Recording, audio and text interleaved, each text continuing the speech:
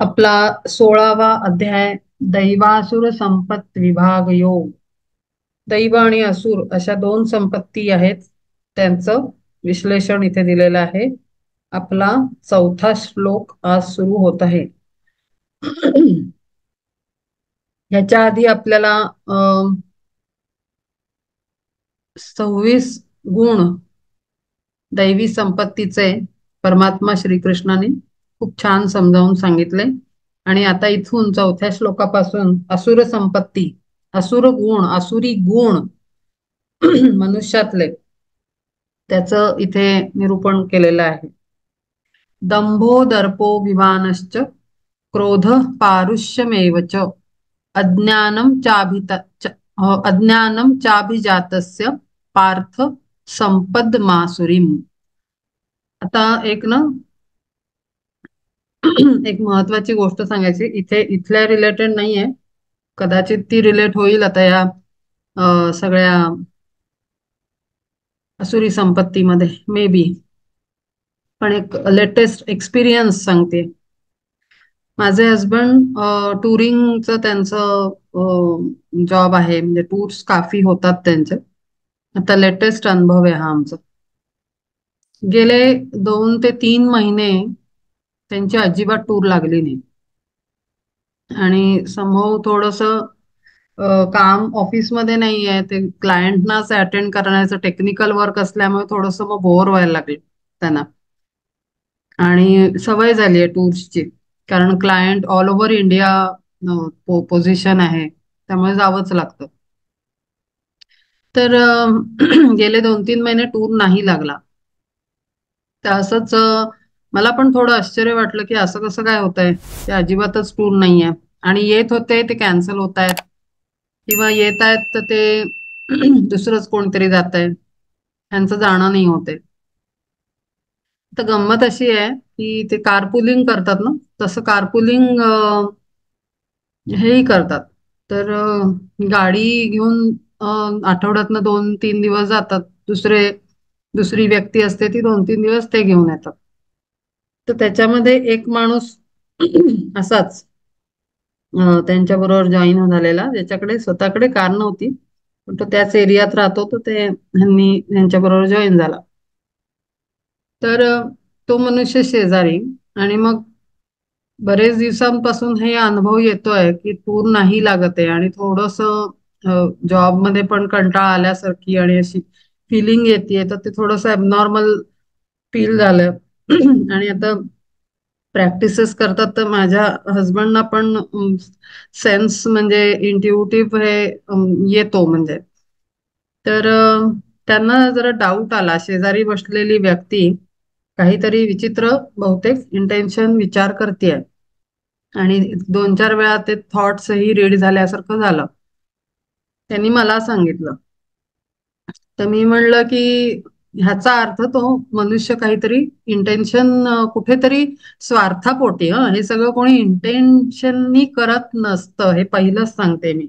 आणि हे मुद्दामून मी रेकॉर्डिंग मध्ये घेतेय, सेशन मध्येच घेतेय, कारण आपण अननोईंगली इतकं ब्लंडर करत असतो. तर हे समाजापर्यंत जावं म्हणूनच या इंटेन्शननी मी हा एक्सपिरियन्स शेअर करते. तर आता प्रत्येक जणच देवाधर्माचं करत असतो. मराठीच आहे व्यक्ती, आता तेही करतात, अक्कलकोट स्वामींचं करतात ते. तिथे वापीमध्येच आम्हाला पहिल्यांदा इंट्रोड्यूस झालं. दिंडोशीवाले का, असं मला पण एकदा विचारलं होतं. माझा स्वामींचा फोटो स्टेटसवर पाहून काही लोकांनी मला विचारलं होतं, तुम्ही दिंडोशीवाले स्वामींचे भक्त आहात का? म्हणलं हे काय आता नवीन, अक्कलकोट स्वामी तर एकच आहेत अख्ख्या जगामध्ये, दिंडोशीवाले वेगळे कसे झाले? हा एक मोठा धक्काच होता माझ्यासाठी. हे असं कोणी विचारतायत, आपल्याला जगात एकच अक्कलकोट स्वामी माहिती आहेत, तेही वाटले जातात हेही माहिती नव्हतं. तर मग हळूहळू माहिती काढल्यावर कळलं की ते नाशिकच्या इथे कोणीतरी कोणतरी गुरु आहेत, होते, आहेत. मला फारसं काही माहिती नाही त्याचं. माहिती सगळी तशी माहिती काढली, पण नावं वगैरे नाही माहिती. तर ते असं बघितलं होतं प्लेस, रस्त्यावरनं जाताना दिसतं असं एक टेकडीसारखं प्लेस आहे नाशिक वापीवरनं जाताना नाशिकला ते रोडवर दिसलं होतं ते.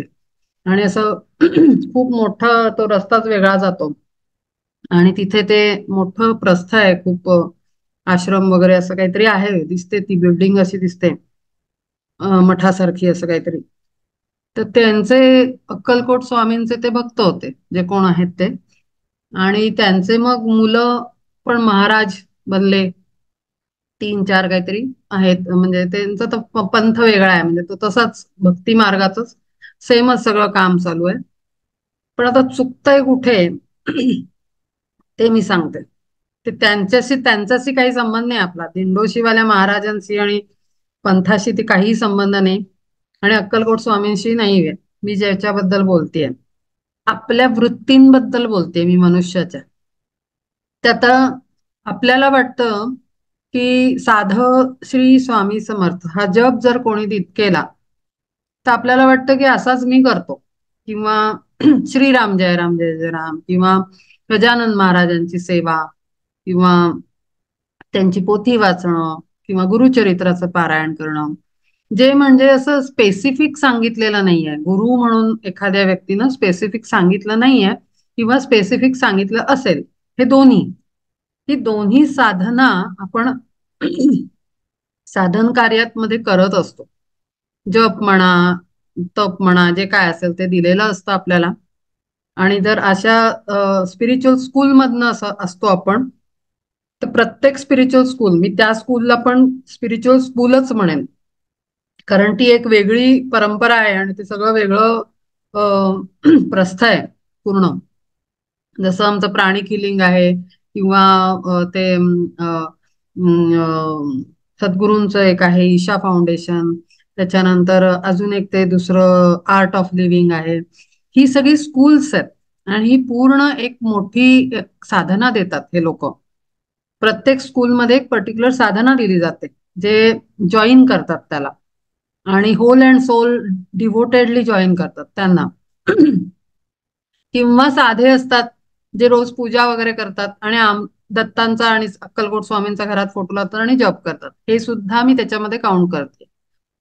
तर आता गंमत अशी आहे की आपल्याला जी दिलेली साधना, किंवा आपण मनाने करत असलेली साधना ही आपण करत असतो, पण त्याचं गांभीर्य जरा पण माणसांना कळत नाही की आपण काय करतोय. शब्द ब्रह्म नावाची चीज आहे. जो शब्द निघालेला आहे तो ब्रह्म रूप असल्यामुळे, साधं श्री स्वामी समर्थ ह्याच्यात टेक्निकल एनर्जीज असल्यामुळे त्याच्यामध्ये पॉवर्स असतात. आणि ते ते यंत्रासारखे किंवा तंत्रासारखे पण काम करतात, जेव्हा आपण इंटेन्सिव्हली ते जप करत असतो तेव्हा. किंवा पर्टिक्युलर जर फॉलो करत असतो एका वेळेला, आंघोळ वगैरे करून असं घरी जाऊन आपण आपले प्रत्येक जण करत असतो साधना. तर तसंच साधना XYZ पर्सनही करतोय. घरी जाऊन 3.5 तास 3 तासची साधना करताय तुम्ही, त्याच्यात बरंच यंत्र तंत्र मंत्र सगळं त्याच्यात समाविष्ट आहे. आणि मग हे सगळं केल्यानंतर आपण काही ते रोजची आंघोळ, पूजा, जेवण आणि खाण आणि ऑफिस करतो तसंच करत असल्यासारखं लोक समजतात. आणि त्याच्या बरोबर आपण काय बोलतोय, थॉट, स्पीच अँड ऍक्शन, ह्याच्याकडे कोणाचं लक्ष नाही. खरं तर ही स्कूल्सची जबाबदारी आहे की त्यांनी हे शिकवलं पाहिजे की थोडं तोंडावर, मनावर, बुद्धीवर, विचारांवर आणि कृतींवर थोडं नियंत्रण पाहिजे. ही शिक्षण खरं त्या स्कूल्सनी पण द्यायला पाहिजे. इतका जास्त अवेअरनेस क्रिएट करायला पाहिजे, आणि मग ती साधना दिली पाहिजे. पण माणसं त्याच्याकडे, त्यांना अवेअरनेसच नाही. आपल्याला मिळायला हवं, आपल्याला सर्व्हिस मिळावी, आपल्याला मदत मिळावी, आपल्याला आपलं कार्य व्हावं, आपल्या मनासारखं व्हावं, म्हणून मनुष्य दुसऱ्याच्या बद्दल काहीही विचार करू शकतो, ह्याचं मला हद्द वाटते. म्हणजे हे सेशन ऐकणाऱ्या सगळ्यांना सुद्धा स्ट्रिक्टली सांगतेय की थोडस स्वतःच्या विचारांवर लक्ष, बॅटरी टाका रोजची. की माझा माझा स्वार्थ साधण्याच्या चक्करमध्ये मी कोणाच्या पायात बेड्या तर नाही बांधत आहे, मी कोणाचं काम तर नाही रोखत आहे, मी कोणाला खाली तर नाही खेचत आहे. आपल्याला सिरियसनेसच नाही. आपण रोजची पूजा करतो म्हणजे एक मोठी साधनाच असते ती. मग आपण म्हणू, अरे आम्हाला तर मग एवढे काय असं काही अनुभव येत नाहीत, आम्ही तर त्रासच भोगतोय. अरे आपण जे जीवन जगतोय आणि त्याच्यात जो आपल्याला एक्सपिरियन्स येतोय हा पूर्वकर्मांचा फळ आहे. क्लिअर आहे एकदम. पूर्वकर्मी आपण जी कर्म केलेली आहेत त्याचं आपण फळ आत्ता भोगतोय. आणि आता जे करतो आहोत ते पुढे भोगणार आहे. त्यामुळे आपण रोज फ्युचर क्रिएट करतो. ही रियालिटी आहे. आपण पास्ट जगतोय आणि फ्युचर क्रिएट करतोय. तर त्यामुळे जे कोण आता हा ऑडिओ जगामध्ये जितके लोक ऐकतील, त्या सगळ्यांना माझी एक निवेदन आहे, प्रार्थना आहे, किंवा हे आहे, रिक्वेस्ट आहे, की आपण जी काही साधना करत असाल कराल, किंवा कुठल्याही स्कूलला फॉलो करत असाल, कुठल्याही पद्धतीचे मंत्र तंत्र यंत्र करत असाल, तर कृपया आपल्या थॉट स्पीच ऍक्शनवर सतत 24 तास नजर हवी. मला एखादी मोफत सेवा किंवा माझं काम व्हावं म्हणून दुसऱ्यासाठी आपण इंटेन्शन टाकणं, म्हणजे माझं काम व्हावं म्हणून म्हणून साठी संत सांगतात परमात्म्याकडे काही मागू नका. स्वामी माझं असं करा, स्वामी माझ्या नवऱ्याला नोकरी द्या, स्वामी माझं अमुक काम करा. अरे स्वामी काय करा? स्वामी करतात, हे पण सांगते, स्वामी करतात. पण मग तुमच्या नशिबात, तुमच्या भागात, तुमच्या काय म्हणतात पार्टीमध्ये, तुमच्यामध्ये त्याचं कर्मबंधन येतं. गुरु करतात ना. गुरु गुरु हे अत्यंत भक्तीचे हे आहेत. म्हणजे तो परमात्मा काय, गुरु काय, जिथे भक्ती असते खरी सच्ची, तिथे अक्षरशः ते इमिजिएट येतात मदतीला धावून. पण त्याचा आपण असा फायदा घ्यायचा नसतो की गुरु मदत करतात, गुरु आपल्या धावून येतात हाकेला, ह्याचा अर्थ की माझा कोणीतरी ते हे असल्यासारखं आपण त्याला युज करणं. म्हणजे खरंच आता सध्या अशा गोष्टी माझ्या ऑब्झर्वेशन मध्ये खूप येत आहेत की अत्यंत मिसयूज चालू आहे स्पिरिच्युअल एनर्जीजचा, स्पिरिच्युअल टीचिंग्सचा, अत्यंत गलत तरीक्याने. इतका स्वार्थ की काही विचारायचं काम नाही. आपलं काम व्हावं म्हणून आपण दुसऱ्याला काहीही हे करू शकत नाही. आपल्या मागण्यातनं कोणाला माहिती दुसऱ्याचं काहीतरी नुकसान होऊ शकतं. मी स्ट्रिक्टली त्यांना इन्स्ट्रक्शन दिली की ताबडतोब त्या व्यक्तीचं येणं थांबवा. त्याप्रमाणे त्यांनी काही स्टेप्स घेतल्या आणि ताबडतोब फळही मिळालं. ही गंमत आहे. एक्सपिरियन्स मधनं आपण शहाणे होत असतो. कधीही स्वार्थासाठी ना मागण्या नाही करायच्या. कधीही मागू नका. तुम्हाला जे आपण जे डिझर्व करतो ना, आपल्याला ते मिळतच मिळतं. आणि म्हणून त्याच्यासाठी चांगलं कर्म करा, आणि ते सुद्धा निष्काम कर्म. आणि म्हणून सध्या माझा आग्रह आहे की भगवद्गीतेचा अभ्यास करा. तो देऊन गेला आपल्याला. तो आपल्याला ते मटेरियल देऊन गेला की कसं जगायचंय. आपण सगळं जगतोय, आपण सगळं अनुभवतोय, रोजचा एक एक क्षण तो सगळा मागच्या स्टोरीचा रिझल्ट आहे. चांगलं होत असेल तर तेही पुण्यकर्म, काहीतरी सत्कर्म केलंय म्हणून आपलं आज चांगले दिवस आहेत. आणि एखादं जर आपल्याला फटका बसत असेल, काही वाईट अनुभव येत असेल, कामं होत नसतील, काहीही असेल, मनासारखं नाही घडत आहे आपल्या, तर ते आपल्या ह्याचे कर्मांची फळं आहेत ती. अगदी स्ट्रेट फॉरवर्डली सांगते मी. ते काही कोणी तुम्हाला दिलेलं नाही, केलेलं नाही, काही नाही. सिंपल आहे. हा युनिव्हर्सल लॉ खूप सिंपल पद्धतीनं चालतो, पण आपण त्याला खूप गलत तरीक्याने तोडून मरोडून आपल्या स्वार्थासाठी वाट लावतो. आणि गुरूंचं पण आपण काय म्हणतो ना, हे घेतो, गैरफायदा घेतो. तर त्यामुळे विचार करताना, इच्छा करताना, मागताना आणि कृती करताना अखंड रेग्युलेटर ऑन पाहिजे की मी काय करतोय. आणि विवेक सदा दंडू घेऊन हातात उभा राहायला पाहिजे त्या प्रत्येक कृतीच्या दरवाजात.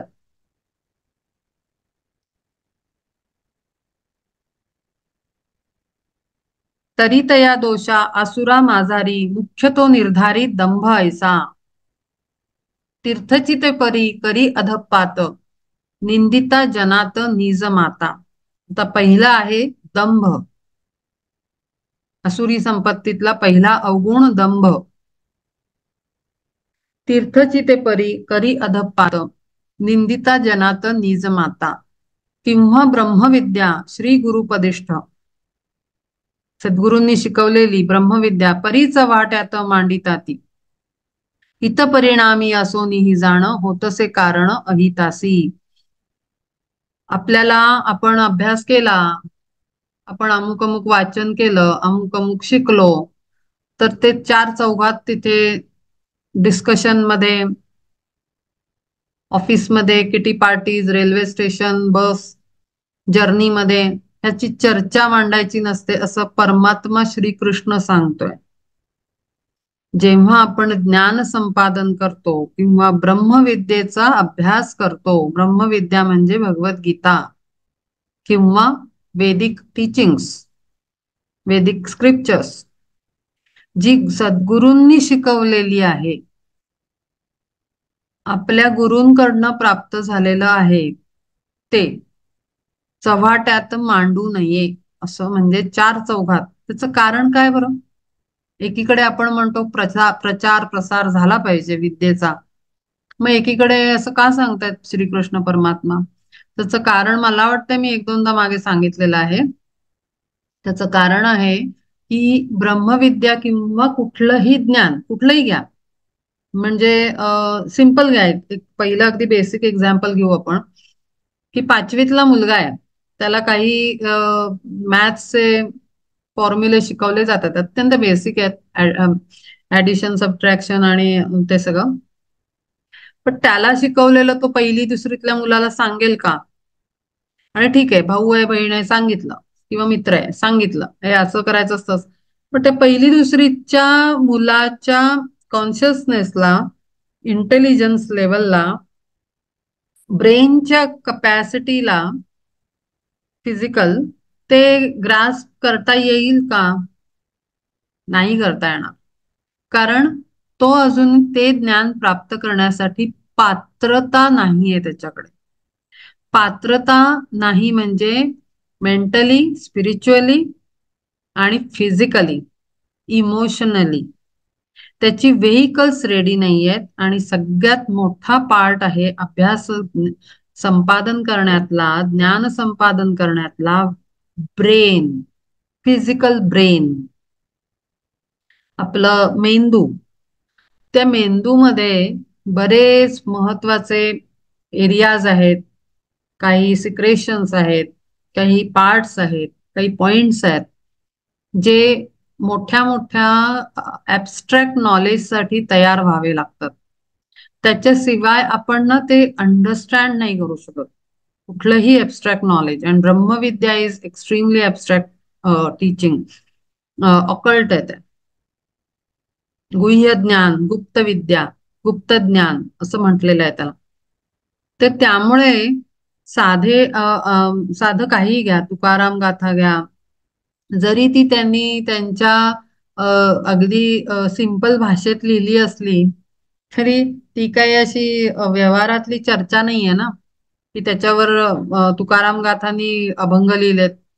त्यांनी ब्रह्मज्ञानाला माणसाच्या प्रापंचिक भाषेमध्ये समजावण्याचा प्रयत्न केलाय, पण आहे ती ब्रह्मविद्या. तसंच आपल्या दासबोधामध्ये त्यांनी भाषा एक एक सिस्टम वापरलेली आहे, पण डिस्कशन कशाचं होतंय? ब्रह्मविद्येचं. किंवा आपला भागवत, किंवा कोणाचं एकनाथी भागवत घ्या, किंवा कुठलंही कुठलंही दैवी नॉलेज देणारं हे, किंवा इंग्लिश पुस्तकं घ्या, स्पिरिच्युअल टीचिंग्स असलेली, थिओसॉफिकल बुक्स म्हणा, किंवा काहीही, कुठलंही घ्या, आपल्याला नाही कळत ते जोपर्यंत आपला ब्रेन डेव्हलप नाही होत, आपला कॉन्शियसनेस डेव्हलप नाही होत, आणि आपली मेंटल बॉडी डेव्हलप नाही होत. स्पेशली स्टडीमध्ये मेंटल बॉडीची प्रिपरेशन अत्यंत आवश्यक आहे. आणि म्हणून साठी ग्रॅज्युअली पहिल्या सेशन पासून मी आपल्या सगळ्या ग्रुपची मेंटल लेवल आणि मेंटल बॉडीची प्रिपरेशन हळूहळू हळूहळू बोलून बोलून बोलून बोलून करून घेतलेली आहे. आणि ती प्रत्येक माणसाची इंडिव्हिज्युअली वेगळी वेगळी असते. एकाची दुसऱ्यासारखी नसते. एका घरातल्या दोन मुलांची मेंटल बॉडीची फ्रिक्वेन्सी सेम नसते. ते सगळं आपल्या पूर्वजन्मांच्या तयारीवर डिपेंड असतं. आणि म्हणून साठी ते सांगतायत परमात्मा श्रीकृष्ण इथे की चव्हाट्यावर मांडू नका गुरुनी दिलेलं ज्ञान. सद्गुरूंकडनं प्राप्त झालेलं ज्ञान किंवा ऍबस्ट्रॅक्ट नॉलेज हे चार चौघात चर्चेला घेऊ नका. मग त्याच्यावर काही माहिती नसलेले लोक आपले ताशेरे ओढत राहतात, काहीतरी आपलं डिस्कशन करत राहतात. तर म्हणून साठी परमात्मा श्रीकृष्ण सांगतायत की याला चार चौघात मांडू नका. हित परिणामी असोनीही जाण होतसे कारण अहितासी. जबकि अभ्यासाचा परिणाम आणि हित खूप चांगल्यासाठी आहे ब्रह्मविद्येचा.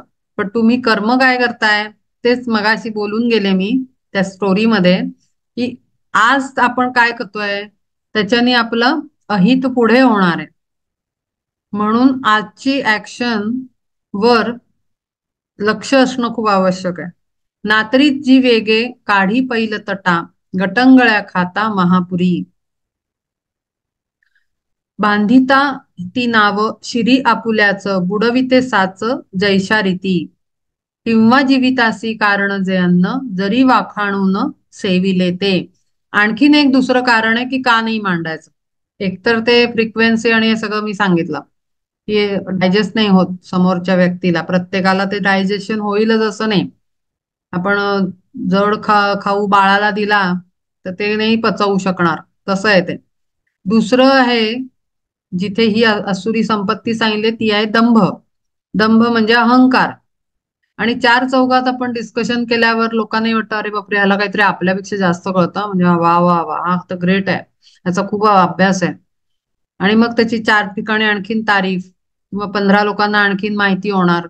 त्याच्यानी जो सांगणार आहे त्याचं इंटेन्शन चाहे काही असू दे, चांगलं असू दे नाही तर वाईट असू दे, त्याला अहंकाराची एनर्जी वाढत जाते.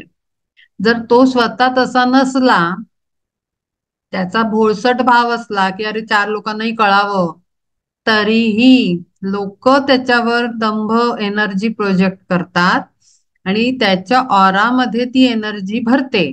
आणि ती भरल्यानंतर तो आज नाहीये पण तो 4 दिवसांनी त्याला अहंकाराची डेव्हलपमेंट व्हायला लागते because of that energy contamination. आणि म्हणून साठी पण नाही सांगायचं.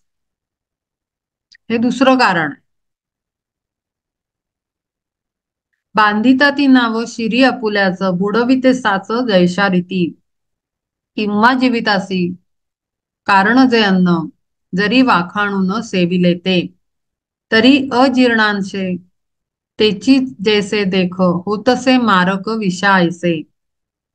तैसा दान धर्म घडला हातून दाविला बोलून लौकिकार्थ. इह परलोकी तारक तोसाच तरी दोषासीच हेतू होय. नातरी जी वेगे काढी पैल तटा गटंगळ्या खाता महापुरी. बांधिता ती नाव शिरी आपुल्याचं बुडविते साच जैशा रीती. किंवा जीवितासी कारण जे अन्न जरी वाखाणून सेविले ते. तरी अजीर्णांशे तेची जैसे देख होतसे मारक विषा ऐसे. तैसा दानधर्म घडला हातून दाविला बोलून लौकिकार्थ. इह परलोकी तारक तोसाच परिदोषासीच हेतू होय. दान धर्म ह्याच्यावर पण मागे मी डिस्कशन केलेलं आहे की दान धर्म करतो गपचूप करायचा. या हाताचं त्या हाताला कळला नाही पाहिजे अशी म्हण आहे आपल्यामध्ये किंवा कहावत आहे की कळलं नाही पाहिजे इकडे तिकडे. आणि जर तो आपण लौकिकार्थ म्हणजे आपली महती हे करण्यासाठी आपण चार लोकांना दाखवून दिलं तर तो दोषाचं कारण बनून तो मार्ग ठरतो आपल्यासाठी, तारणारा नाही ठरत. म्हणजे केलेलं कामाची आपणच आपली वाट लावून घ्यायची असं ते झालं म्हणजे इनडायरेक्टली. आणि म्हणून ते सुद्धा सांगू नका. जे काही पुण्यकर्म करायचंय गपचूप करायचं, त्याचा ढिंडोरा नाही पेटायचा, असं परमात्मा श्रीकृष्ण सांगतायत. म्हणून या धर्म केला जो आपण जगी फोकारून वाखाणीला. पोकारून म्हणजे डांगोरा पेटून. तरी नव्हे धर्म अधर्म तो जाण दंभाची ती खूण सांगितली. दंभ ज्याच्यामध्ये असतो त्याला वाटतं की अरे चार लोकांना कळलं पाहिजे मी काय करतो. ते ते दंभाचं लक्षण झालं मग. त्याला का सांगावं वाटतंय, कशाला कळलं पाहिजे चार लोकांना. मग तो म्हणे नाही असंच सहज नाही, सहज नाहीये तिथे, दंभ कुठेतरी हिडन आहे, ती एनर्जी आहे आतमध्ये. आता येता फ मूर्खाची या जिव्हे, जैसा ब्रह्मसभे तुच्छ लेखी, किंवा ठाणबंदी घोडा जैसा पाही, ऐरावता तेही जुमानीना, किंवा स्वर्ग तोही ठेंगणाच वाटे, जैसा सरडाते कुंपणीच्या, किंवा तृणाचेही लाभता इंधन, अग्नी उफाळून नवी धावे, नातरी थिल्लरी राहिला जो मासा, गणिना तो जैसा सागराते, किंवा एक दिन लाभता परान्न, जाय फुशारून रंक जैसा, तैसा दाराधन स्तुती विद्यमान, लाभता माजो न जाय जो का, आपुले मंदिर मोडी भाग्यहीन, सावली देखो ना आभाळाची, किंवा मृगजळी किंवा मृगजळ देखोनी आगळे, फोडी जैसे तळे मतिमंद, बहु बोलू काय प्राप्त होता वित्त, होणे जे उन्मत्त ऐशापरी. वित्त म्हणजे द्रव्य. तोची दर्प ऐसे जाण धनंजया, वेगळे सांगाया नको काही, दंभ दर्प अभिमान म्हणजे काय, थोडक्याने उगीच फुलून जाणार आणि एक काहीतरी असं विचित्र वागायला सुरुवात करणार, तो दर्प.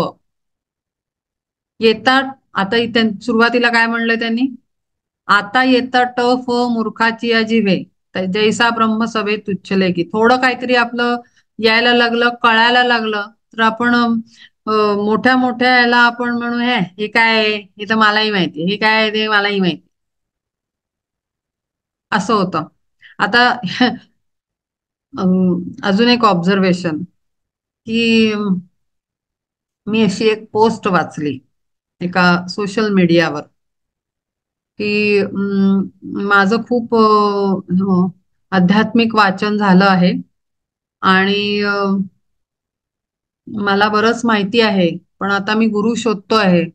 पण मला त्यांनी असं चक्क लिहिलं होतं, म्हणजे पोस्टच टाकली होती, की माझं खूप वाचन झालंय, आध्यात्मिक सामाजिक वाचन भरपूर झालेलं आहे आणि मी गुरुच्या शोधात आहे. पण मला अशी भीती वाटते की एखादा जर मला गुरु मिळाला तर, आणि जर त्याला माझ्यापेक्षा कमी ज्ञान असेल तर मग ते कसं व्हायचं. म्हणजे मला तर ती पोस्ट वाचूनच हसायला आलं. पहिले तर ज्ञान मिळालं, माझ्याकडे आहे, हे पहिले वाटलं म्हणजेच अजूनही गुरु मिळायला लायक नाही आपण. आपला हे एमटी पाहिजे, अर्धा कप. आपल्याला जेव्हा अशी हे लागते ना, की मला नाही समजून राहिलं, मला कोण सांगेल, मला या कोणीतरी सांगायला, मला मला माहिती पाहिजे, मला नॉलेज पाहिजे, कोण देईल मला, असं जेव्हा आपण प्रश्न सतत सतत युनिव्हर्स मध्ये टाकतो, तेव्हा आपल्याला गुरु भेटतो. मला कोण मार्ग दाखवेल, मला कोण दिशा देईल, माझं कल्याण कोण करेल, कोण कधी कसं होईल, हे प्रश्न आपल्याला गुरुला भेटायला मार्ग कदाचित ओपन करून देतील. पण जिथे आपल्याला माझं भरपूर वाचन झालंय असं आपण म्हणतो, मग तो गुरुही वरनं बघत असेल, तो म्हणेल अरे झालंय व्हायचं, ह्याला काय करा, आणखीन मी जाऊन काय सांगू. आपोआपच ही रिॲक्शन आहे समोरनं. आपण एखाद्याला आपण सांगायला जातो अरे असं, अरे नाही नाही मला माहितीये, मग आपण म्हणतो हो का तुला माहितीये का, बरं ठीक आहे. पण आता कदाचित आपण त्याच्यापेक्षा काहीतरी त्या नॉलेज मधनं काहीतरी वेगळं आणखीन ऍडिशनल सांगणार असो, आपण सांगता सांगता थांबून जातो. ह्याला हे माहितीये, ह्याचा कप भरलेला आहे, आणखीन ओतला तर तो उतू जाईल, पाणी उतू जाईल ह्याच्यातनं, वेस्ट होईल, म्हणजे वेस्ट नॉलेज वेस्ट होईल. मग त्याला ज्ञान काय द्यायचं. तर आता असं असं जगातलं वेदांचा अभ्यास केलाय का, की काय असं वाचलंय, काय ज्ञान मिळवलंय, की जिथे गुरुला वर डाऊट यायला लागलाय पार, की गुरु मिळाला आणि त्याला कमी कळत असेल तर. अक्षरशः हास्यास्पद गोष्ट आहे. हा आहे दर्प, की एवढूस काहीतरी वाचलं आणि मोठ्या मोठ्यांची बेइज्जती होऊन राहिली इथे, की हा कोण आहे आणि तो कोण आहे. म्हणजे आपण मग काय गुरुची टेस्ट घेणार आहोत का? अरे मी तर सांगते, मूर्खातला सुद्धा गुरु बनण्याची ताकद, कारण गुरु ही शक्ती आहे, की त्याच्यात परमात्मा टाकतो आणि तो आपल्याला गुरु मिळवून देतो. आपण टेस्ट करायची नसते समोरच्याची, की हा गुरु बनायच्या लायकीचा आहे का. आपल्याला काय पाहिजे, ते आपलं ताट घेऊन उभं राहायचं, मला हे पाहिजे. भल्या भल्यांमध्ये सगळं वर्ण ओतणारा तो बसलेला आहे. त्यामुळे गुरुची कधी पारख करायला जायचं नाही, गुरुची टेस्ट घ्यायला जायचं नाही. सगळ्यात जगातला मोठा मूर्खपणा असेल त्याच्यावर कुठला मूर्खपणा ठरणार नाही. कधीही गुरुची टेस्ट करायला जायचं नाही. ज्ञान देणाऱ्याला टेस्ट घ्यायला जायचं नाही. तो आपल्याला ज्ञान देतोय, आपलं आपलं झुकतच पाहिजे, नजर आणि गर्दन झुकणारी पाहिजे. आपल्याला ज्ञान देतोय, तो देतोय, त्याच्याकडे काहीतरी आहे म्हणून तो देतोय. मग तो गुरु आहे का, मग तो अमुक आहे का, मग तमुक आहे का, त्याचं एज्युकेशन काय आहे, तो किती शिकलाय, त्याचं किती ग्रंथांचं वाच ना. अरे आत्ता या क्षणाला त्याला इन्स्ट्रुमेंट बनवलेला आहे तुला काहीतरी देण्यासाठी, आणि म्हणून तू घ्यायचंच काम करायचंयस फक्त. अशी आपली हे पाहिजे. कारण मागे मी गुरुच्या याच्यावर बोलले होते, की गुरु हा हा काही जीवनभर एकच गुरु असं नसतं. आपल्याला पदोपदी गुरु भेटतात, आणि गुरु भेटतो एक वेगळी वेगळी रूप घेऊन भेटतो. आणि गुरु ही व्यक्ती नाहीच आहे, गुरु ही शक्ती आहे, अफाट खंड असलेली शक्ती आहे. ती शक्ती तो कुठे कुठे कुठे कुठे प्रेझेंट असेल, ती ती एनर्जी आपल्या समोर येणार. आपण त्या व्यक्तीला का बघावं, आपण शक्तीला बघावं आणि झुकावं, नमस्कार करावा, भरपूर ज्ञान घ्यावं आणि नमस्कार करून ग्रेटफुल राहूनच पुढे निघून जावं. मग त्याच्यावर क्रिटिसिझम हे ते करू नये, किंवा टेस्ट चेक करायला जाऊ नये. हा आहे दर्प. छोट्याशा यांनी आपण एकदम असं आपल्याला ग्रेट ग्रेट गोष्टी पण तुच्छ वाटायला लागतात. ती सगळी उदाहरणं इथे दर्पच्या मध्ये दिलेली आहे. की ना नातरी थिल्लरी राहिला जो मासा, गणीना तो जैसा सागराते.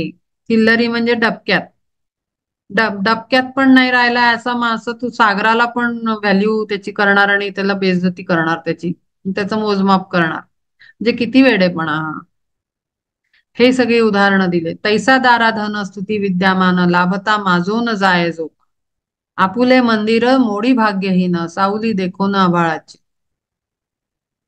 हा कधी दर्प असू नये, वर सांगितलेला दंभ असू नये. दंभ ज्ञानाचा अभिमान, दर्प क्षुल्लक ज्ञानाचा अभिमान, क्षुल्लक गोष्टींचा अभिमान. थोडस मिळालंय पण त्याची मोठ्याची पण बेइज्जती करणार आपण.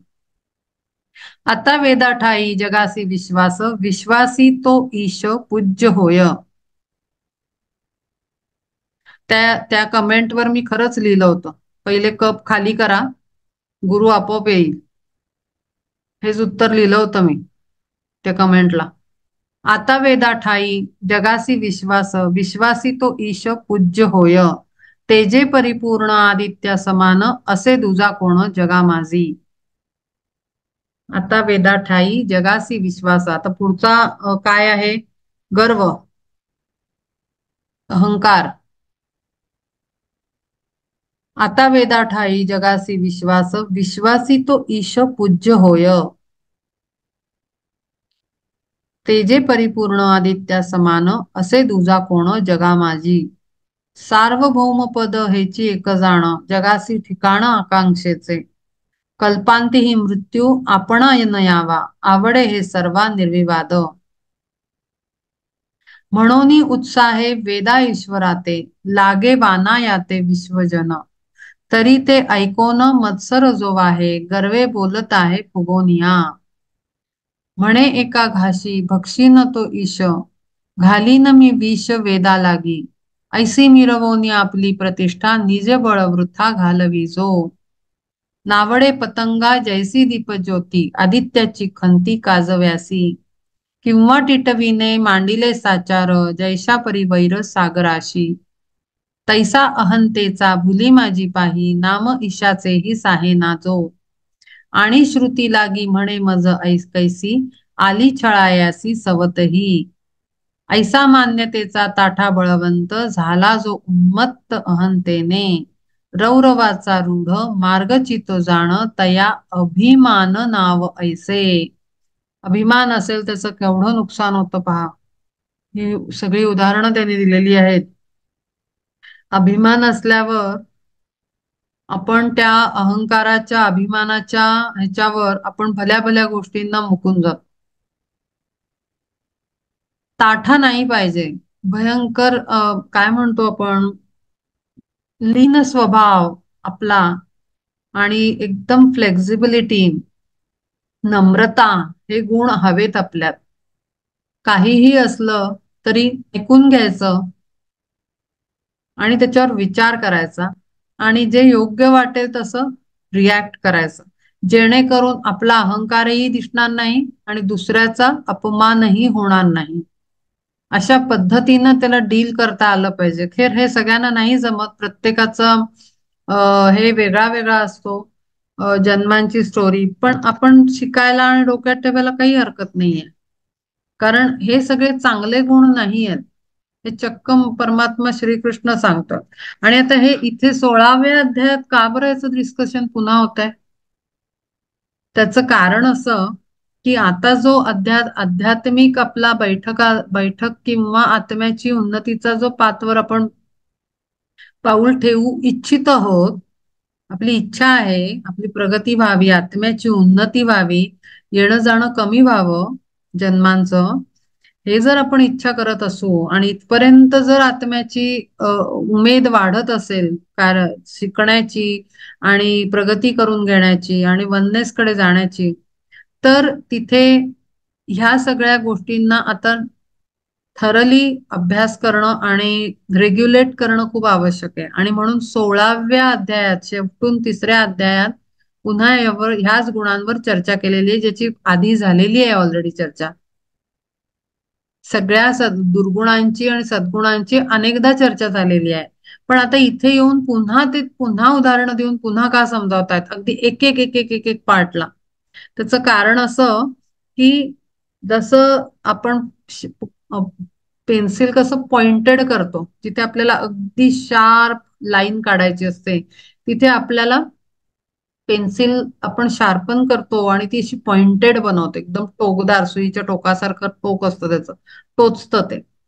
म्हणजे काय, छाटून छाटून छाटून नको असलेला भाग असा एकदम वन पॉइंटेडनेस असतो ना आपल्यात ऍटिट्यूड, तसा तो आपल्या एनर्जी बॉडीज ना, आपल्या फिजिकल बॉडीच्या बिहेवियर, थॉट, स्पीच, ऍक्शन सगळ्याला असं शार्पन केलं जातं. आणि नाही नाही ते भाग काढून टाकलायचे हळूहळू हळूहळू हळू, असं करून काय म्हणतो ना आपण, परफेक्शन कडे जाण्याचा हा पाथ आहे. आणि म्हणून इथे येऊन परत पुरुषोत्तम योग सांगितल्यानंतर पुन्हा एकदा त्यांनी चाळणी मारायला सांगितली की बघा एकदा काय आहे आणि काय नाही यातलं, या दोन्ही कॅटेगरीतलं आपल्यात काय आहे ते चेक करा आणि त्याला रिप्लेस करा. आणि ह्यासाठी त्यांनी 16व्या अध्यायात दैवासुर संपत विभाग योग म्हणून सांगितलेला आहे की जर आता तुम्हाला पुरुषोत्तम उत्तम पुरुष कळलेला आहे आपल्यातला, तर त्या उत्तम पुरुषाला कुटस्थ मध्ये आज्ञाचक्राच्या अंतरस्थानी गुप्तस्थानी जर उत्तम पुरुषाचं दर्शन हवं असेल, क्रियायोगानी म्हणा किंवा आपला ह्यांचा कोणता राजयोगानी, जर तुम्हाला ते दर्शन हवं असेल कुटस्थ मध्ये, तर तुम्हाला हे पुढे करावं लागेल. ते दर्शन हवं असेल तर चेक करावं लागेल की माझ्यात कुठले संपत्ती मी बाळगू नये. दैवी संपत्ती आहे माझ्याकडे का आसुरी संपत्ती घेऊन बसलोय मी कवटाळून उराशी, तर तेच चेक करण्यासाठी म्हणून त्यांनी इथे पुन्हा एकदा अख्खा अध्याय घेतलेला आहे 16व्या पायरीवर. आणि म्हणून पुन्हा एकदा आपल्याला स्वतःला चेक करणं अगदी मायन्यूटली खूप आवश्यक आहे, थॉट, स्पीच, ऍक्शन या तिन्ही कॅटेगरीमध्ये. कारण आपण साधना करतोय करतोय करतोय आणि जर आपण इथेच असं गडबडत असू, जसं फर्स्ट स्टार्टिंगला मी जे एक्झाम्पल दिलं, तर म्हणजे आपण एकीकडे साधना करतोय, दुसरीकडे आपली पोटली भरतोय कुकर्माची. मग म्हणजे काय, कसं कसं जाणार आपण मग पुढे? आणि म्हणून तिथे लक्ष देणं खूप आवश्यक आहे. आता रौरवाचा रूढ मार्गची तो जाण, तया अभिमान नावायचे, त्याला अभिमान म्हटलंय. आता आणिकांचा देखोनी संतोष, चढे क्रोध विष वृत्ती लागी. तापल्या तेलात उठे जैसा जाळ, थंडगार जळ टाकीताची. नातरी जंबूक जळे जैसा पोटी, पडताची दृष्टी निशानाथा. महानरक निशाणात नाही, चंद्र निशाणात. महानरक कशाला म्हणलं? 3 नंबर. रौरवाचा रूढ. रौरवाचा रूढ मार्गची तो जाण, तया अभिमान नाव द्यायचे. बापरे, अभिमान बाळगला तर महानरकाचा पाथवर आपण अग्रेसर आहोत असं चक्क त्यांनी म्हटलंय. म्हणजे कळतंय की किती किती जास्त आवश्यकता आहे या इम्प्युरिटीज ना काढून टाकण्याची. आता अणिकांचा देखोनी संतोष, चढे क्रोध विष वृत्ती लागी. तापल्या तेलात उठे जैसा जाळ, थंडगार जळ टाकीताची. नातरी जंबूक जळे जैसा पोटी, पडताची दृष्टी निशानाथ.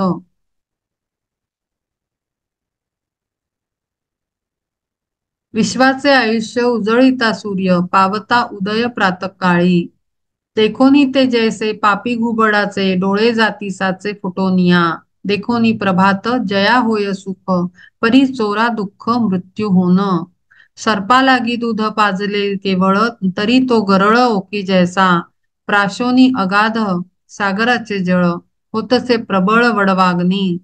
तयाची तो भूक वाढेची अधिक, शमेनाती देख कदा काळी. तैसे देखे विद्या विनोद वैभव, इत्यादिक दैव आणिकांचे. तो दुणे वाढे रोषाचे प्रमाण, क्रोधाचे लक्षण जाण ऐसे. बापरे, क्रोधाचं लक्षण बघा काय. आता काल परवाच्या सेशनलाच क्रोधावर काहीतरी मी बोलले होते ना, की क्रोध हा अत्यंत वाईट एनर्जी, ती आपल्यामध्ये आतमध्ये, मी बोलले होते की आपल्या एनर्जी व्हेकल्स मध्ये आपण आत्ता क्लिनिंग केलं, आपण आत्ता प्युरिफिकेशन केलं, आपण म्हणतो नाही मला राग नाही येत आता कोणाचा, हे मी बोलले होते. तर आपल्या सिस्टम मध्ये एन्शंट एन्शंट अँगर एनर्जी म्हणजे कुठली, एन्शंट म्हणजे कुठली येणार? एन्शंट म्हणजे सोल बरोबर आपण जे मेल्यानंतर घेऊन जातो सगळं, जन्मभर केलेले विचार आणि विकार सगळे, ते मेंटल इमोशनल बॉडी बरोबर लगेज आपण घेऊन जातो. कारण हे जी संपत्ती बोलली आहे ना, ही ही सगळी सटल एनर्जी आहे. ही ग्रॉस ग्रॉस आहे, पण ती जाते आत्म्याबरोबर मेल्यानंतर एनर्जी फॉर्म मध्ये. त्यामुळे ती सटल फॉर्म मध्ये पण आहे. आणि एन्शंट म्हणजे म्हणते मी तेव्हा, ती एन्शंट एनर्जी म्हणजे प्रिव्हियस इन्कार्नेशन मधली, पूर्वजन्मातली एनर्जी, क्रोधाची, अभिमानाची, अहंकाराची, दंभ दर्प, हे सगळे जे वाईट संपत्ती आहे, ही एन्शंट एनर्जी पण आपल्यात असू शकते आणि असते. शक्तेपेक्षा मी असते म्हणेन, कारण आपण अनंत जन्म घेत आलोय ना, आणि आपण काही अजून संतत्वाला पोचलो नाहीये. त्यामुळे आपल्यामध्ये ते डीप रुटेड आणि डीप सीडेड, आतमध्ये ती बीज रुतलेली असतात.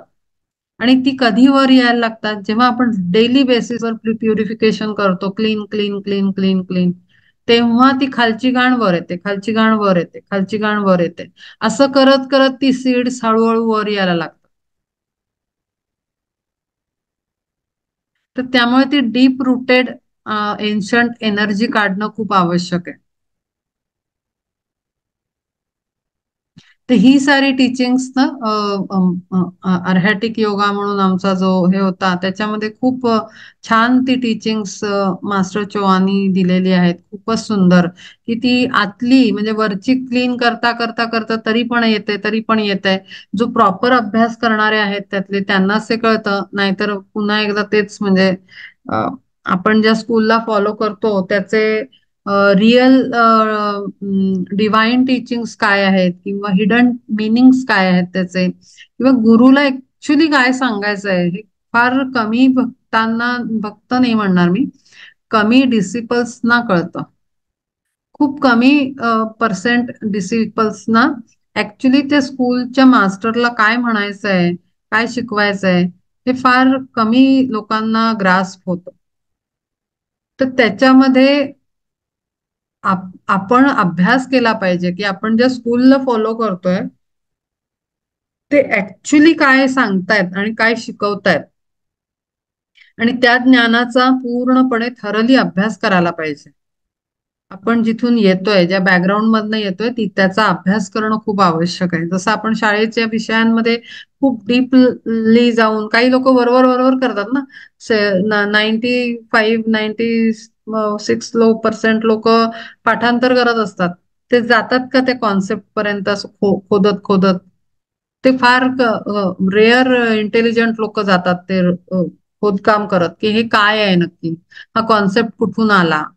हे फार कमी लोक जातात. तसं आहे ते.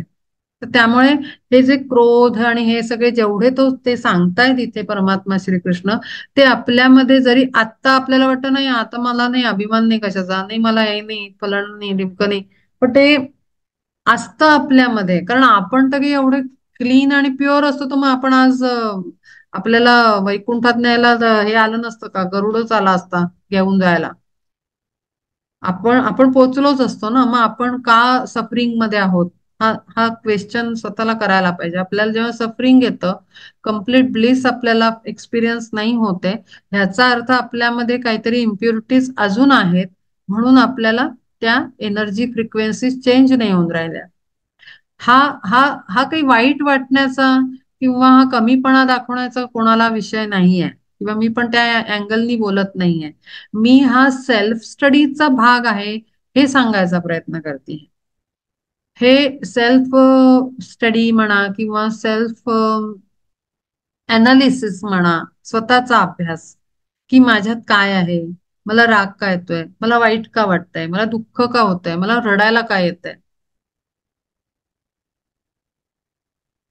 आता आता आणखीन एक ऑब्झर्वेशन सांगते की एका सर्टन लेवलला आपण म्हणजे आता आम्ही जे प्रोटोकॉल्स फॉलो करत होतो, क्लीन क्लीन क्लीन जे काय टेक्निक्स दिलेले असतात स्कूल्स मधनं, ते आपण करत राहतो स्पिरिच्युअल स्कूल मधनं.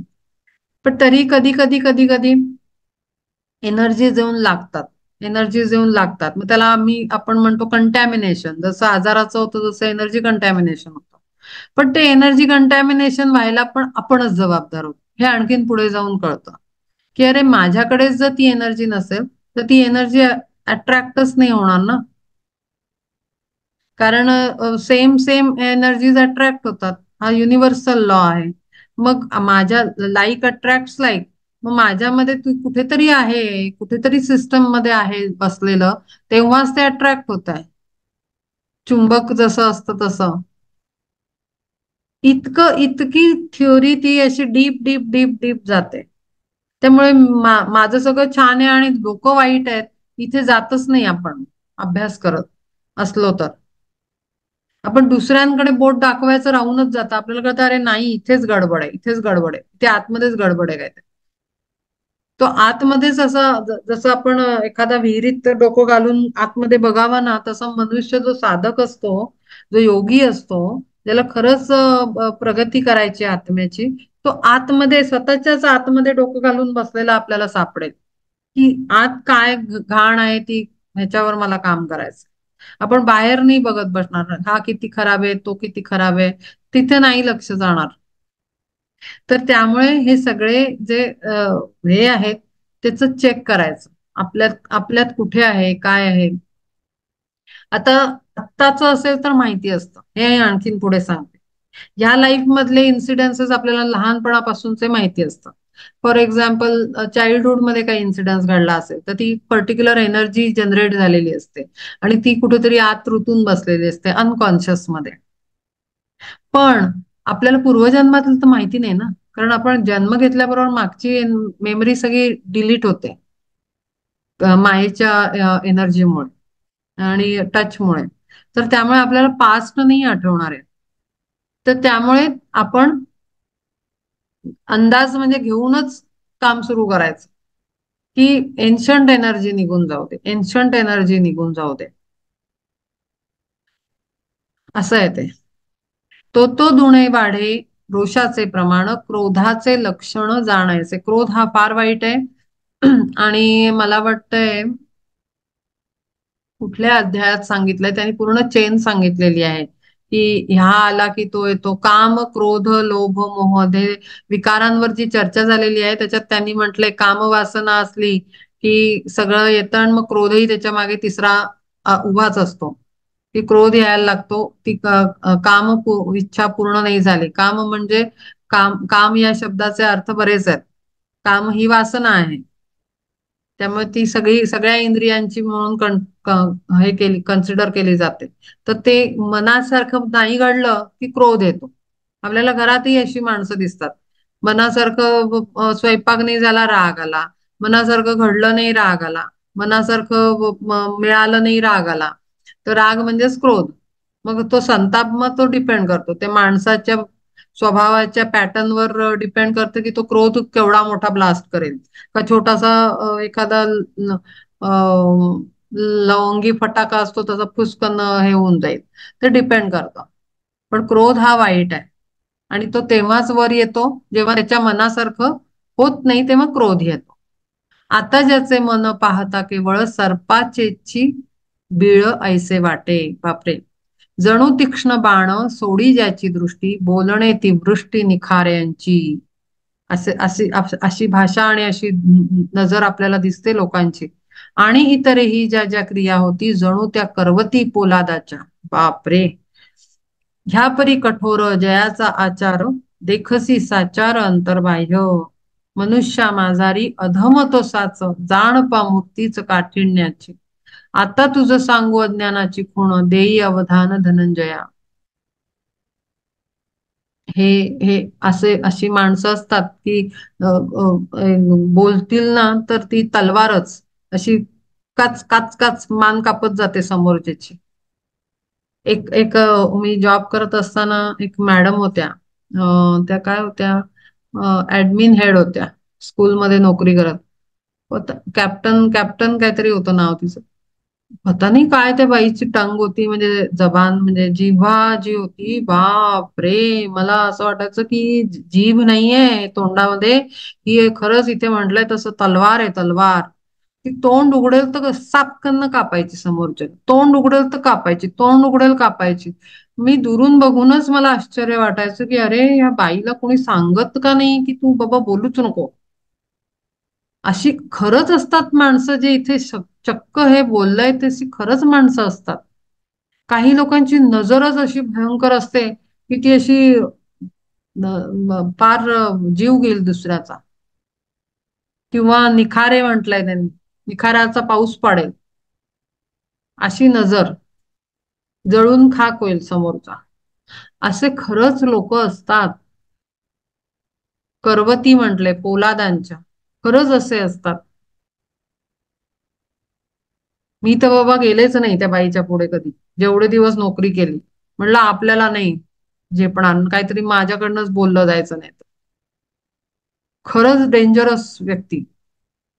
पण काही म्हणजे मला वाटायचं की कोणीतरी तर सांगावं या बाईला. काय माहिती जे काय असेल ते तिचं. पण खरं आहे हे शब्द हे लिहिलंय, अत्यंत खरं आहे. ही भाषा अगदी वापरली आहे ती. मनुष्य माझारी अधम तो साच, जाण पा मूर्तीच काठिण्याची. आता तुझं आणि पुरुष बाई लहान मूल मोठं मूल काही बघत नाहीत असे माणसं. सपासप आपले लढाईला निघाल्यासारखे कापतच सुटतात. काहीच त्यांना हृदय नावाचं बहुतेक काही नसतं, दगडच असावा इथे. काळीज नावाची चीजच नाही. म्हणजे अगदीच मला तर दयाच येते अशा माणसांची. आता तुझं सांगू अज्ञानाची खूण, देई अवधान धनंजया. ही अज्ञानाची खूण तर आपण हजारदा वाचली इथे, तरी ते पुन्हा इथे येऊन सांगतायत 16व्या अध्यायात, की पुन्हा चेक कर, काही आपल्यात तर अज्ञानाची खूण तर आहे नाही. तरी पाहे जैसे शीत उष्ण काही, स्पर्श ज्ञान नाही पाषाणाते. किंवा जन्मांधाते रात्री आणि दिन, ऐसे भेद ज्ञान नसे जैसे. किंवा खाद्या खाद्य नेणोनिया अग्नी, मिळे ते गिळोनी टाकी जैसे. ना तरी हे सोने आणि हे लोखंड, ऐसा नाही भेद परिसासी. किंवा रिगोनी ही रसी नानाविध, चाखून येणे स्वाद पळी जैसी. किंवा मार्गामार्ग न पाहता विरा, वाहे जैसा वारा स्वच्छंदाने, तैसा कार्य विवेकी आंधळा. विवेकी आंधळा म्हटलाय. जाणतो पुतळा अज्ञानाचा, विवेक नाहीच आंधळा. आंधळा डोळे, डोळे डोळ्यांनी दिसतं, दृष्टी. डोळे कशाचं? दृष्टी. आणि सारासार विचार बुद्धी ही दृष्टी आहे. सटल एनर्जी फॉर्म आहे तो, की विचारांना दृष्टी देतो आपल्या, की करायला पाहिजे नाही करायला पाहिजे, चांगलं वाईट. आपण दृष्टिकोन म्हणतो त्याला. वैचारिक आपलं हे असते, तयारी असते, ती दृष्टिकोन आपला कसा आहे, पॉझिटिव्ह आहे निगेटिव्ह आहे. ती सटल एनर्जी आहे, सूक्ष्मातली एनर्जी आहे, सूक्ष्मातली शक्ती आहे विवेक ही. तिथे तो आंधळा आहे. आणि म्हणून अज्ञानाचा पुतळा म्हटलेला आहे. त्याला काय घ्यायचं, कोणतं ज्ञान घ्यायचं, कोणतं टाकायचं, त्याला हेही कळून नाही राहिलं. ज्ञान मिळालं तर त्याला हँडल कसं करायचं तेही नाही कळून राहिलं. सोनं आणि लोखंडातला भेद नाही कळून राहिला. ते अज्ञान आहे, कारण तिथे विवेक आंधळा आहे, विवेक जागृतच नाहीये. किंवा चोख मैळ, ऐसे नेणे बाळ, देखे ते केवळ मुखी घाली. तैशापरी पाप पुण्याची खिचडी, खाता नेणे गोडी बुद्धी ज्याची. ऐशा दशा जिका अज्ञान ते जाण, नाही अप्रमाण बोलणे हे. ऐशापरी साही दोषांचे लक्षण, येथे विवरून सांगितले. 6 दोष त्यांनी इथे सांगितले. ते ह्याची साही दोषी सर्वथा किरीटी, बळावे संपत्ती आसुरी ही. आणि या 6 दोषांच्या आधारावर आसुरी संपत्ती बळावत जाते. सुंदरीचा बांधा दिसो किरकोळ, विषयी प्रबळ परिजयसी. अग्नी तरी तीन तरी तया पाही, पुरे ना विश्व ही भक्षावया. नातरी त्रिदोषी चुके ना मरण, जाता ही शरण विधात्यासी. तैसेची हे दोष वरी द्विगुणित, म्हणून अत्यंत दुःख करी. असुरी संपत्ती उभारली. त्रिदोष मग आपल्याला माहिती आहेत, 3 दोष. नातरी त्रिदोषी चुके ना मरण, जाता ही शरण विधात्यासी, ब्रह्मदेवाला. तैसेची हे दोष वरी द्विगुणित, म्हणून अत्यंत दुःखकारी. आसुरी संपत्ती उभारली पाही, ह्याची दोषी साही अपूर्णत्वे. म्हणून ही उणी लेखावी ना कोणी, घाली ते दारुणी नरकी जी. पापग्रह पंक्ती यावी ऐकेराशी, किंवा निंदकाशी सर्व पापे. किंवा सर्व रोगी व्यापावे शरीर, येताची साचार मृत्यू काळ. ना तरी कुयोग मिळून यावे, जैसे का स्वभावे कुमुहूर्ती. तैसे शेळीयसी डंकी मृत्यू काळी, जैसी का इंगळी सात नागी. तैसे हेही साही होती एकत्रित, साधावया घात मानवाचा. खरं आहे की हे 6 जण एकत्र असतात आणि त्यातला एक जरी काढला तरी साई निघून जातील. ही गंमत आहे. म्हणून त्याच्यावर काम करणं खूप आवश्यक आहे. एकटा नाही जाणार. दंभ गेला तर त्याच्याबरोबर हळूहळू बाकीचे सगळे वीक पडत जातात आणि तेही हळूहळू निघून जातील. पण एक असेल तर हे 6ही वापस परत येतील. तर ते आणि ते जेव्हा या 6 गुणांचं वर्चस्व वाढेल, तेव्हा अक्षरशः गळा दाबल्यासारखी अवस्था, म्हणजे सगळ्या चारित्र्याचं म्हणजे सद्गुणांचं पूर्ण गळा घोटून मृत्यूच आहे म्हणजे तिथे सद्गुण टिकणारच नाहीत अशी ही संपत्ती आहे आसुरी संपत्ती प्रचंड म्हणजे भयंकर आहे. तैसे हे ही साही होती एकत्रित साधावया घात मानवाचा विश्वासला त्यासी चोरा हाती द्यावे श्रांतासी लोटावे महापुरी तैसा मानवाचा करीती विनाश हेही हेची साही दोष दंभाधिक मोक्षमार्गी यांचा होता शिडकाव मोहे बुडे जीव संसारात मग अंती बैसे स्थावराच्या तळी उतरो निखाली जन्मोजन्मी हे मोहानी संसारात बुडवून टाकतात आपल्याला आपला आपला काय म्हणतो आपण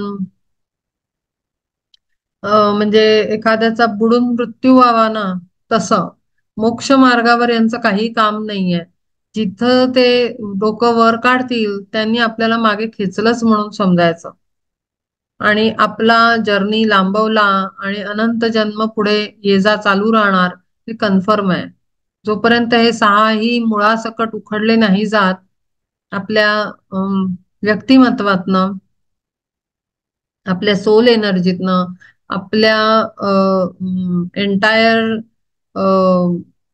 जाणीवेतनं सिस्टम मधनं तोपर्यंत काही खरं नाही मोक्षमार्गी यांचा होता शिडकाव मोहे बुडे जीव संसारात मग अंती बैसे स्थावराच्या तळी उतरवणी खाली जन्मोजन्मी असो साही दोष हेची वाढवती आसुरी संपत्ती जीवा ठाई यापरी प्रसिद्ध संपदा या दोन्ही येथे विभागोनी सांगित दाखविल्या दैवी संपद विमोक्षाय निबंधाया सुरीमता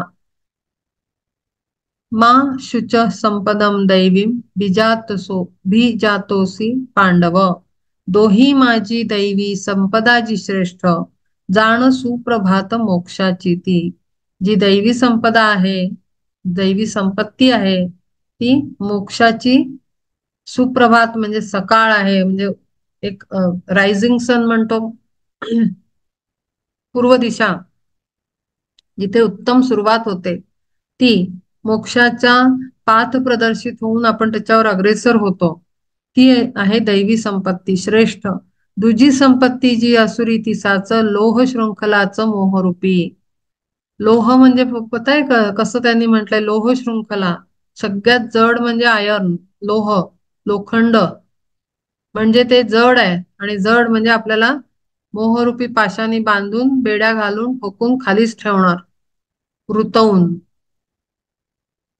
आणि आपल्याला वाईट यातना देत आपला जन्म जन्म मरण दशा वाढवणार परी आसुरी ही देखोनी संपत्ती नको धरू चित्ती भय काही सांगे धनंजया दीना लागी काय वाटत असे भय रजनीचे येती आश्रयासे जयाची अठाई दंभादी कसाही दोष ऐसे आसुरी संपत्ती तयासीच जाण घालिते बंधन महाघोर परी अर्जुना तू दैवी गुण ठेवा घेऊनी बरवा जन्मलासी ह्याची संपत्तीचा हो नियाधनी साधी तू निदानी मोक्ष सुख तो म्हणतो तू घाबरू नकोस पण ती लोह शृंखला मोहरूपी असली तरी तू त्याची भीती बाळगू नकोस आणि त्याचं कारण त्याला त्यांनी हे दिलेलं आहे की येती परी अर्जुना तू दैवी गुण ठेवा घेऊनी बरवा जन्मलासी तू पूर्वपुण्याईनं आणि तू सर्व उत्तम गुण घेऊन जन्मलेला असल्यामुळे आणि तू वेगळ्या कार्यासाठी जन्मला असला पर्पज जे आहे ते मॅटर करतं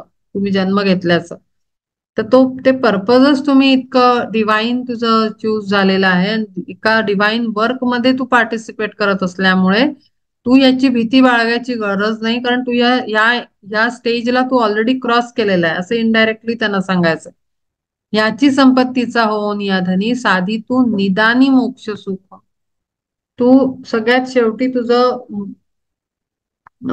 वननेसकडे तू हे कर तुला घाबरण्याचं काही कारण नाही असं ते त्याला पूर्ण हे आश्वासन देतायत की तू घाबरायचं कारण नाहीये हे पण हे जी रियालिटी आहे ती अशी आहे पण तुझ्या बाबतीत ती लागू होत नाहीये द्वौ भूत सर्गो लोकेस्मि दैव आसुर एवच दैवो विस्तरशा प्रोक्त आसुरम पार्थ मे शृणु.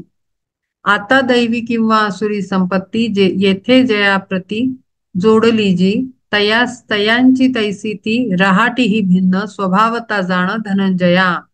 आता ज्याच्यामध्ये जी संपत्ती असते त्याप्रमाणे त्याची राहणसहान पूर्ण व्यक्तिमत्व असणार आहे, साहजिक आहे.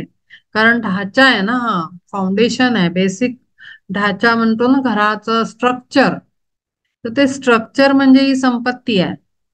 ते स्ट्रक्चर उभं करतं आणि मग त्याच्यात आणखीन बाकीच्या ऍडिशनल गोष्टी सपोर्टिंग ज्या असतील त्या बनून मग व्यक्तिमत्व अख्खं तयार होतं.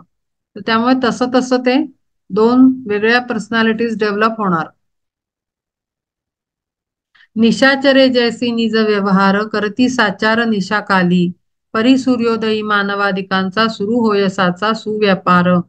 तैसे दैवी किंवा आसुरी जे होतीस आपुल्याल्या रीती वागती जे, त्रयोदशाध्यायी ज्ञानलक्षणांचा उहापोहसाचा केला जेव्हा, तेव्हा तुझ दैवी आचाराची रीत सांगितली तेथ विस्तारोनी. 13व्या अध्यायात पण खूप मोठं चर्चा केलेली आहे याच्यावर आणि त्याच्यात तुला पूर्ण आचार कसा असतो तो सांगितलेला आहे 13व्या अध्यायामध्ये.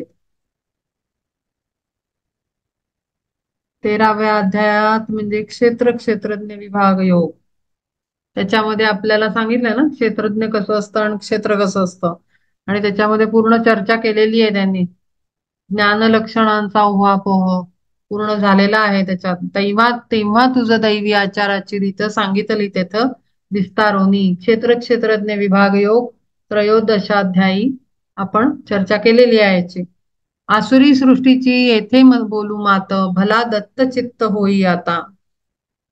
तरी वाद्या वीण जैसा नाही नाद, ना तरी सुगंध पुष्पा वेण. देहाश्रया वीण तैसी ही आसुर, एकली गोचर नोहे पाथा. शुष्क काष्टा माझी होताची प्रविष्ट, दिसू लागे स्पष्ट अग्नी जैसा.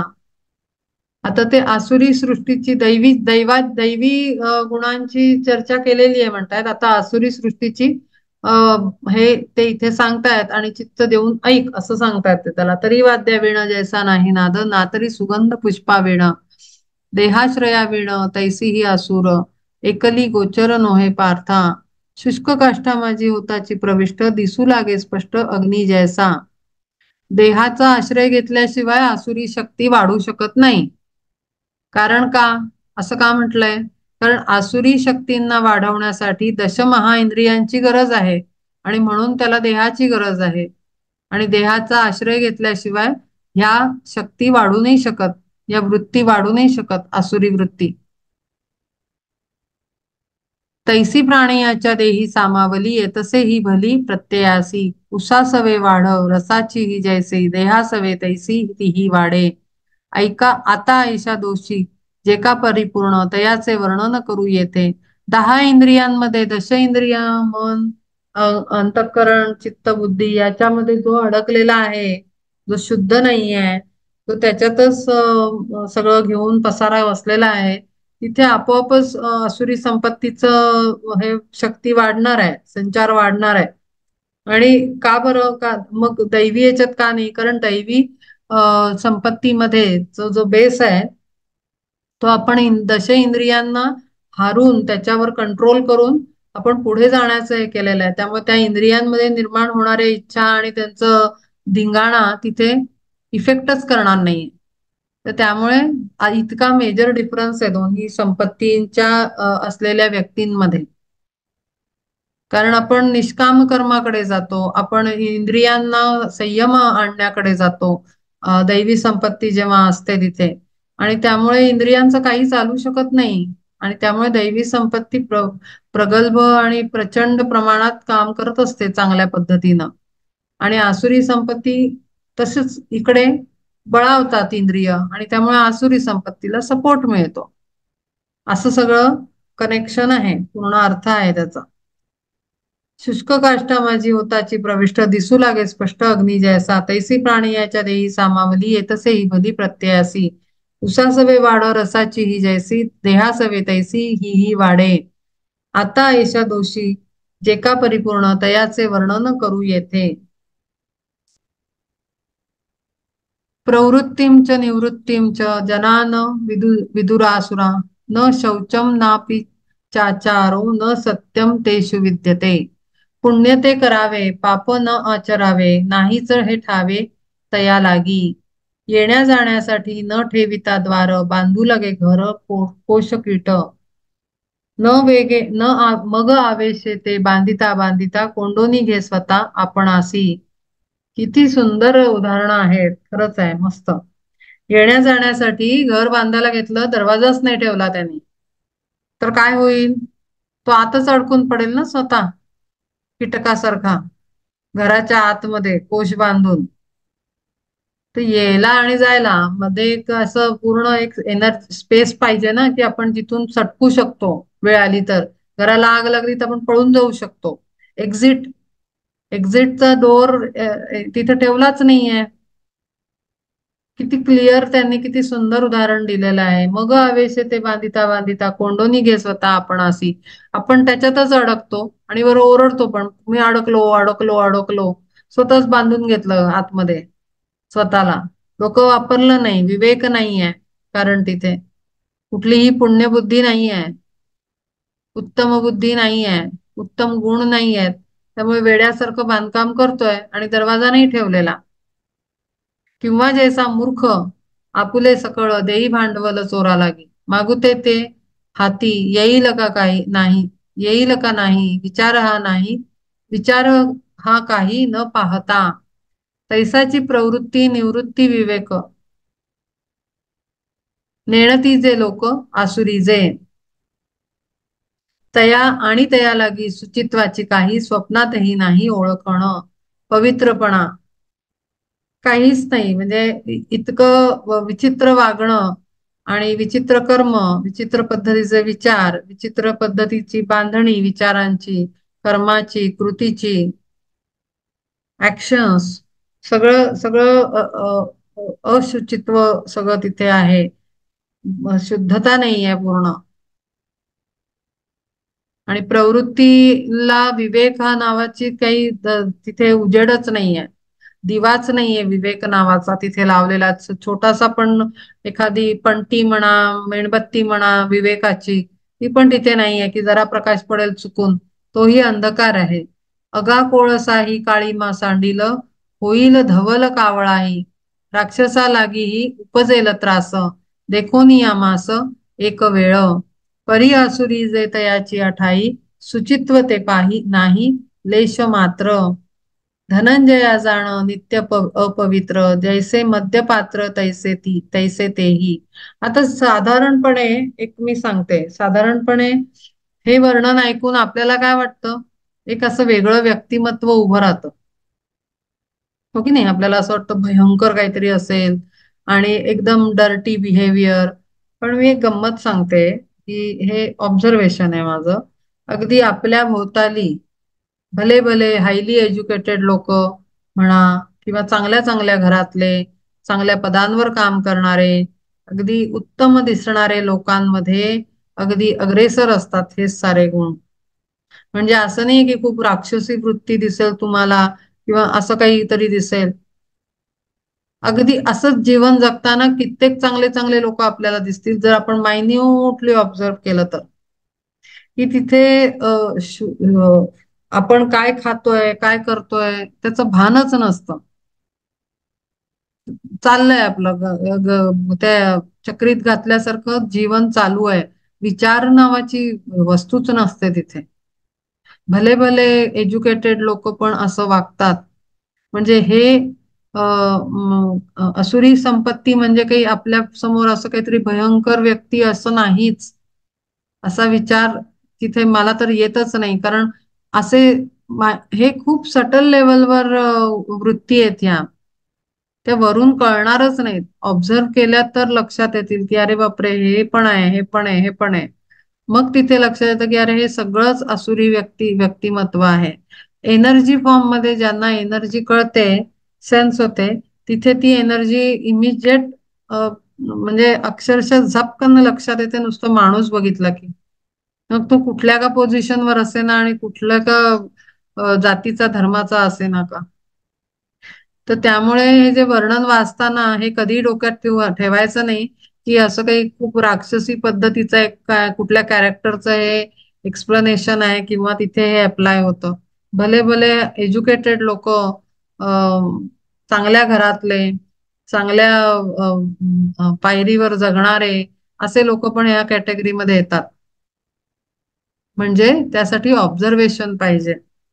आणि मी सारखं सांगेन, एनर्जी कळली पाहिजे. एनर्जीचा अवेअरनेस आणि एनर्जी तेव्हाच कळेल आपल्याला जेव्हा आपण ग्रॉस मधनं शिफ्ट होऊ. आपल्याला चेहरा ओळखता आला पाहिजे, आपल्याला माणसं कळली पाहिजेत, आपल्याला इंटेन्शन सेन्स झाले पाहिजेत. सिक्स्थ सेन्स असं म्हणतो आपण त्याला, आपल्या साध्या लोकांच्या, जनरल लोकांच्या बोली भाषेत सिक्स्थ सेन्स म्हणतो आपण. अगदी म्हणजे माणसं असं हे करणं, मला सिक्स्थ सेन्स आहे, मला हे आधी कळलं ते आधी कळलं, ते सगळं जाऊ द्या. आपल्याला एनर्जी कळते का? काहीतरी हिंट मिळाली त्याला सिक्स सेन्स नाही म्हणू शकत आपण. इंट्युएशन ही सोलर प्लेक्सिस वरनं 95-99% चालते. आज्ञाचक्रातनं इंट्युएशन हायली काही फ्यू सोल म्हणा किंवा माणसं म्हणा त्यांना असते हायर इंट्युएशन.